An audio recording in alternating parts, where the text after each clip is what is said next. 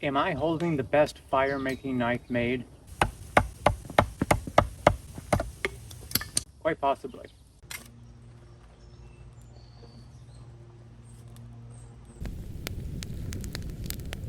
What's up, my preppers? If you watched my best bushcraft knife search at Blade Show video, then you'll know that I ended up with the Tops Fieldcraft bushcraft knife. And while I'm very happy with it, you'll notice that in that video, a lot of the characteristics that I was looking for in a bushcraft knife were centered around fire.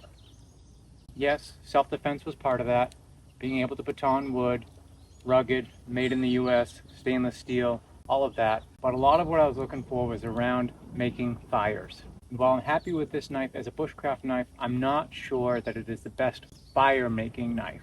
Since that show, what I kept coming back to was this knife. It's the Firecraft series FC5. Needless to say, I have it now. And I'm pretty convinced that this is the best fire-making knife made.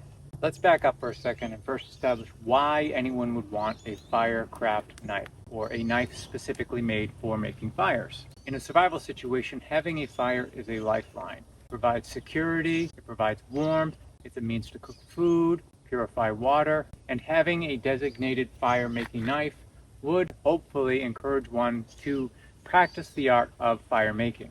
While all preppers should have multiple means of making fire, a Bic lighter, butane lighter, weatherproof matches, whatever, having a knife designed specifically for making fire ensures that you have a last resort mechanical way of making fire should those other methods fail. So what makes this a great fire making knife? Well, there are many reasons. And the best way to illustrate that is to compare the two. They're similar in length. This knife is a little bit lighter, 12.8 ounces versus 14.7. and a little bit thinner. Both have stainless steel, but the Firecraft knife is made of S35BN, which is a higher grade steel, and it's particularly great for edge retention. I've been using this knife for a couple weeks now, batoning wood, cutting vegetables, making feather sticks, and it's still exceptionally sharp. A thicker blade is great for whacking on bushes and branches and trees and batoning wood, but if I really want to get into that, I'm just going to use a hatchet.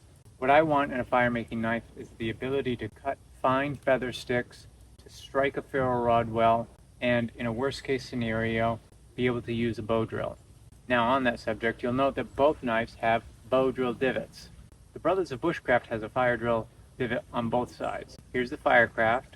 Note that it has a stainless steel inlay. Now I suspect most people aren't going to be making fires with a bow drill. However, if you are in the business of making fire in all kinds of different means and you want a knife to use for the top of your spindle in a bow drill, the FC5 has a superior divot.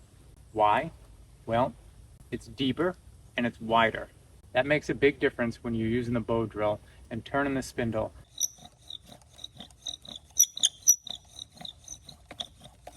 The other thing that I like about the thinner blade is that it's better for slicing and dicing. I'm often at a campsite making a fire and simultaneously cooking in the kitchen, in the camp kitchen.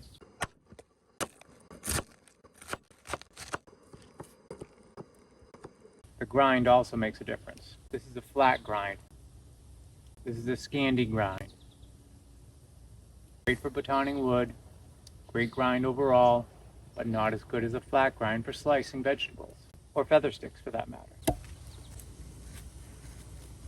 The other thing that I like about this knife is the deep finger choil here, which is lacking on the Fieldcraft knife.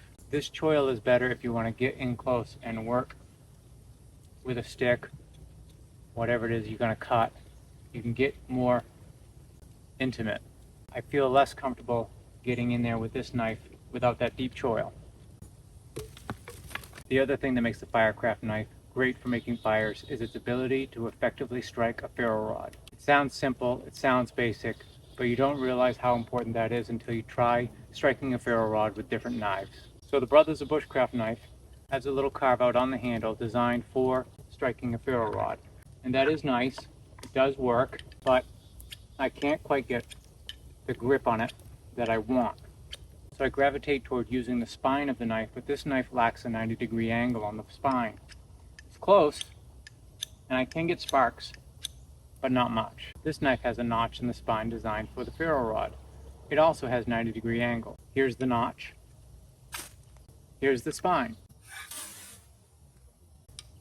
You can see how effective this knife is at generating sparks. The other thing I like about the Firecraft knife, which isn't necessarily a fire-making attribute, are these G10 orange inlays. It's just really, really pretty knife.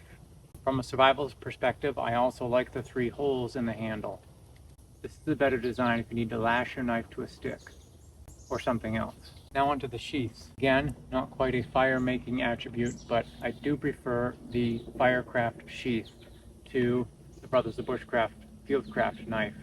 It's got the dangler that I like, it gets the knife out of the way, and it has different attachment points here. So I can carry it on my side, on a pack, wherever I want. It sits nice and high, but if I get down, this starts to become a problem depending on how I'm sitting. Compare that to the dangler. It sits much lower and drops down. It's less in the way. That's where I stand right now anyway. Best bushcraft knife. Best fire making knife. Let me know what your thoughts are.